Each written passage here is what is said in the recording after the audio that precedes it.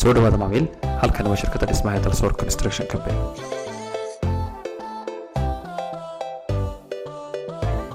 doonayna la wadaagno dhismahan oo ku fadhiya dhul cabirkiisu yahay 8 mitir. waxaan u dhisayn garaynay isla markaana aan u fulin doonaa mid kamid ah macaamiisheeda insha Allah taala. bal nala eeg oo u fiirso qaabkan u dhisayn garaynay gurigan dibadiisa.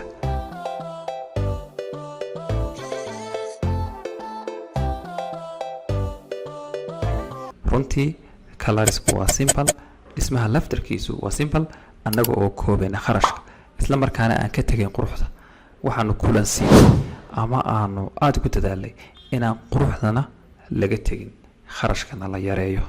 haddaba macmiil, dhismahan aad soo aragteen dibadiisa, bal waxaynu hore u gelaynaa daaradiisa ama parking area-da.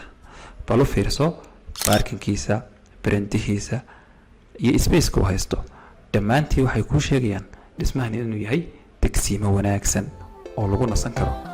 maasha Allah, guri degsiimi kan ka ahaado ama ha ka maqnaado.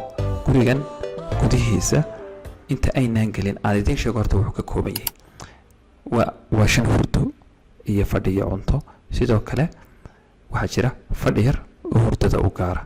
gurigan waxaa laga soo geli karaa ilaa 3 meelood.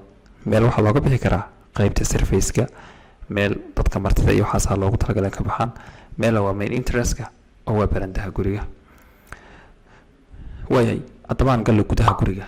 gurigan gudihiisu waa kan maasha Allah buu qurux badan yahay. runtii fadhi weyn ayuu leeyahay, corridor ayuu leeyahay, qolalka hurdada tusaalahaan siba master bedroom-ka aad iyo aad buu qurux badan yahay. si fiican waa uga shaqeynay. waxaan rajaynaynaa dhismahan inaad nala daawan doontaan isaga oo dhammaaday insha Allah taala. haddaba macmiil, haddii aad u baahan tahay design in lagu sameeyo ama aad u baahan tahay in dhismaha lagu dhiso, nagala soo xiriir lambarada shaashada ku qoran. aad iyo aad ba mahadsantiin. السلام عليكم ورحمة الله وبركاته.